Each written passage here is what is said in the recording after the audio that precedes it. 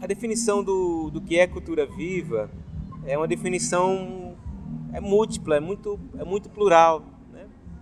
Porque você pode ter muitas traduções, muitas interpretações, embora você parte de uma matriz, né, do famoso doinho antropológico do Gilberto Gil. O Cultura Viva eu vejo muito nessa perspectiva, né?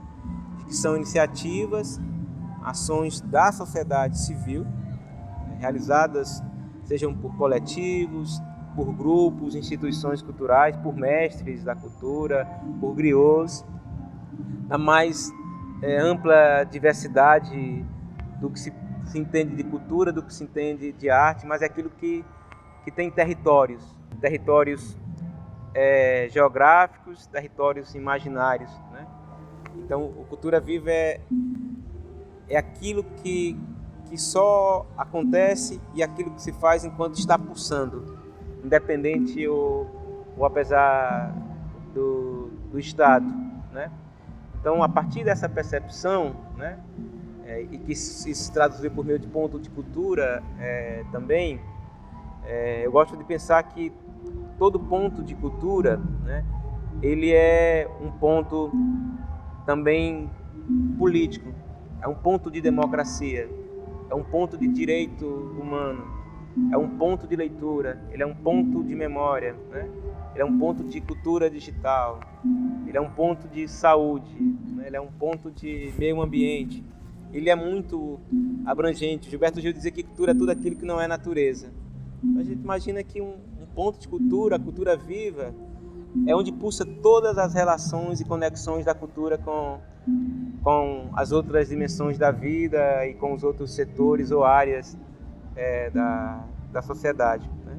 Então, reconhecer isso, né, e potencializar, eu acho que é a grande ação enquanto política pública, sem interferir, né? A ideia do ponto de cultura, né, enquanto política pública, né? Porque não se cria ponto de cultura, né? Os pontos de cultura estão lá, né, estão aqui, né? O governo não cria ponto de cultura, a Secretaria de Cultura não cria, o Ministério da Cultura não cria ponto de cultura. Como eu falei aqui no fórum, na abertura, o fogo já estava e está lá, né? Portanto, não precisava inventar a pólvora. A roda já está girando de uma maneira muito comunitária, então você não tinha que inventar a roda, é reconhecer e potencializar, né? Então, enquanto política pública é muito simples, é reconhecer e potencializar por meio de política de incentivo à cultura e às artes. A avaliação do Cultura Viva, do programa Cultura Viva no âmbito nacional, né, nos dias de hoje é uma avaliação, não é nem crítica, é uma avaliação muito ruim, muito negativa, né? O governo federal, de uma certa forma, abandonou, né, um programa que era tido como central e estratégico na política do Ministério da Cultura, nos governos, sobretudo no governo do Lula, na gestão Gilberto Gil e Juca Ferreira, né? E é importante que a gente diga isso também de uma forma muito transparente. No governo Dilma, os pontos de cultura também perdeu força dentro do Ministério, foi perdendo espaço, perdendo abrangência, foi perdendo também um pouco de recursos, em parte pela percepção do que era o programa, mas por outra, né, pela dificuldade que era executar o programa Cultura Viva, né, por meio de convênios, inicialmente Ministério da Cultura com as instituições culturais, com os próprios pontos, depois convênios com os estados e municípios, né, descentralizando não só os recursos, mas também a política, que por sua vez os estados realizaram editais para mais convênios, e teve um momento em que isso travou, né? Porque para você repassar uma primeira parcela, ok, é mais simples, mas repassar uma segunda e uma terceira dependia muito da execução, da prestação de contas disso. E a legislação que a gente tem no país, ela não consegue ainda, né, contemplar essa dinâmica, essa organicidade, essa complexidade própria do fazer artístico e cultural da sociedade civil, dos pontos de cultura. Então, teve uma hora em que a coisa ficou represada numa burocracia, num processo kafkiano, né? em que o Ministério da Cultura e os estados começaram a perceber de um peso administrativo, né, burocrático, jurídico, do que é rodar aquilo que rodava e cirandava e girava e continua fazendo assim. Então, isso foi um problema muito sério para a política do Cultura Viva, não no âmbito nacional, mas no âmbito estadual, né? Então, quando a gente acreditava, né, com o regresso do Juca Ferreira para o Ministério, né, retomando uma política que, de uma certa forma, estava ali um pouco sem uma atenção de vida, né, de vida, né, ou de vida também, né? Aí houve esse processo todo no Brasil que a gente sabe, né? Então, isso impactou muito na relação do programa Cultura Viva e da política cultural no país como um todo, na sua relação com os estados, municípios e com a sociedade civil. Então, assim, essa dimensão da política a nível nacional, ela impactou de uma maneira muito negativa para que os estados e municípios pudessem estar executando a política, o que não exime o Estado também da responsabilidade, né? Na Secretaria da Cultura, a gente faz uma autocrítica, né? Uma meia-culpa de que poderíamos fazer muito mais. Ficamos um tempo no compasso de espera do Ministério da Cultura, no repasse de recursos, né? É um ministério que não há recursos. Para você ter uma ideia, o Fundo Nacional de Cultura, o orçamento de 2018 do Fundo Nacional de Cultura é um pouco mais de 30 milhões. O Fundo Estadual de Cultura é 30 milhões de um estado pobre como o estado do Ceará. Então não dá para a gente esperar que essa parceria com o governo federal seja por meio de recursos. Que a parceria com o governo federal não pode ser só recursos. É uma parceria em torno de uma política, né? De um pensamento, de uma política cultural para o desenvolvimento do país, né? Então, assim, o que é que nos resta? São os estados ou municípios, né, que assumiram um compromisso de manter o programa Cultura Viva independente do governo federal, e o estado do Ceará se insere nesse contexto, né?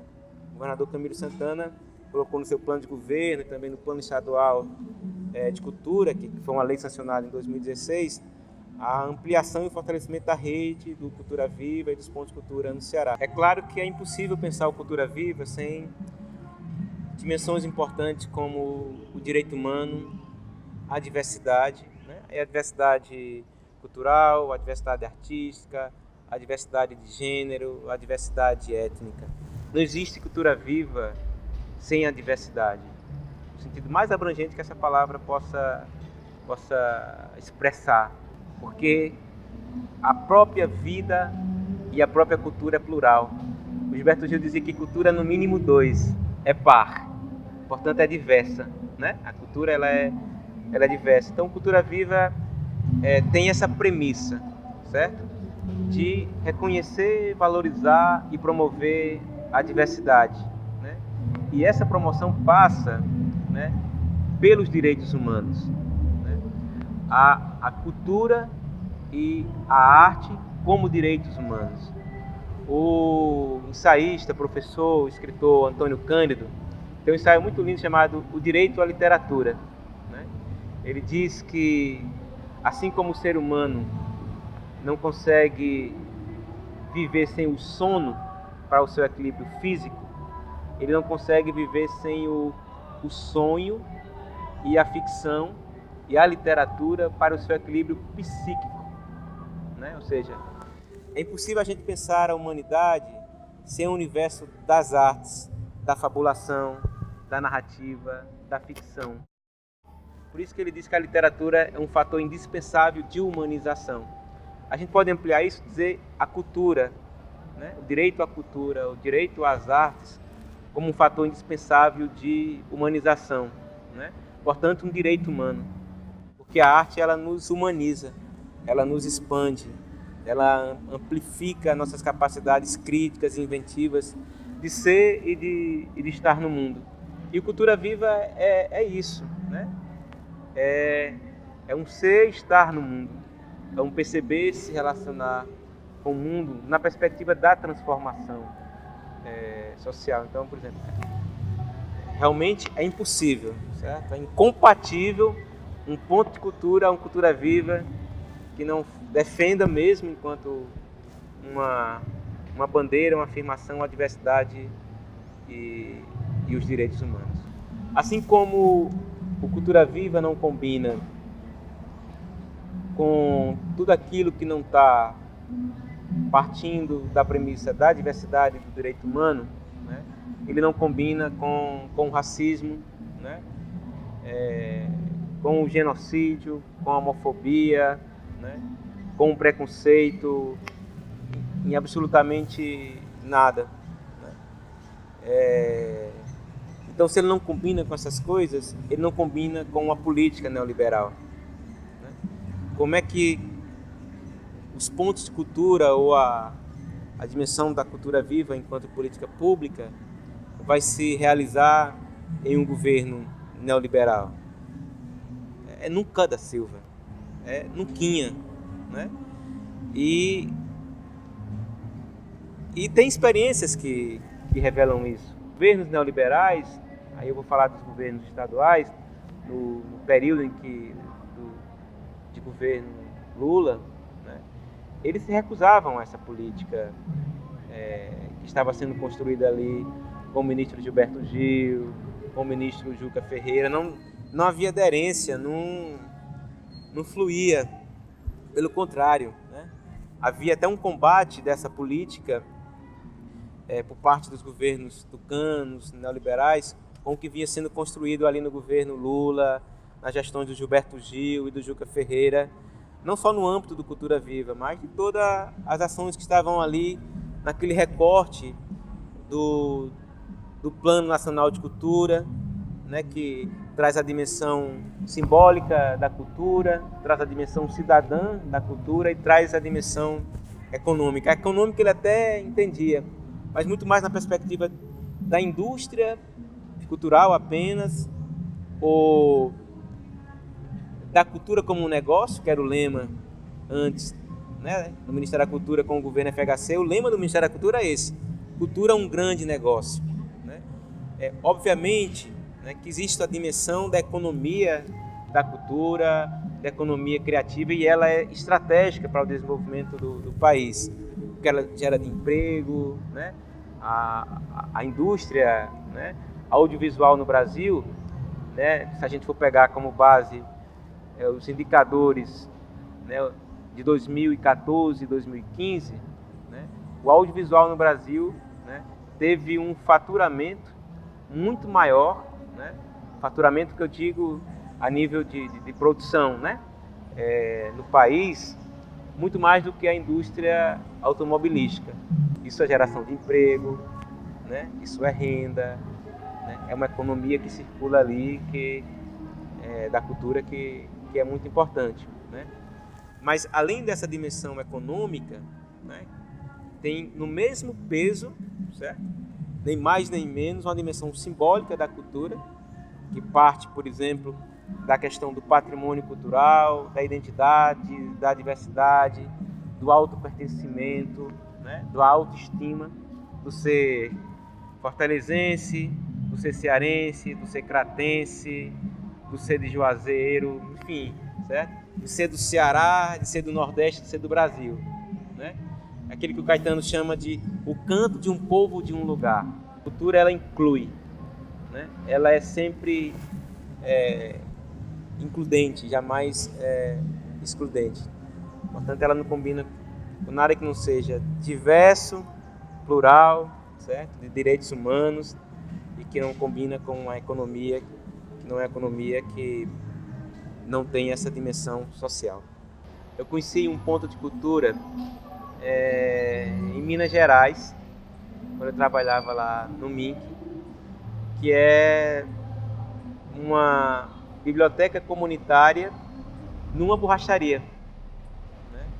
É do Marco Túlio, em Sabará, Minas Gerais, em que ele transformou, né, ou conjugou a borracharia do pai em uma biblioteca comunitária, e a partir dali começou a desenvolver ações, primeiro com o universo do livro, né, da literatura, né, e depois com as congadas de Minas, com a cultura popular. E é um ponto de cultura lindo. Você chega numa borracharia, você pensa que da fachada é uma borracharia, aí quando você entra é um ponto de cultura, né, de um pai, certo? Que colocava ali para os clientes um jornal, e de um filho que foi crescendo lendo esses jornais e depois foi trazendo livros para quem chegasse lá com seu pneu furado, né? E saía não apenas com o pneu cheio, porque o ponto de cultura ele possibilita um outro encontro com as pessoas, que é com o livro, né?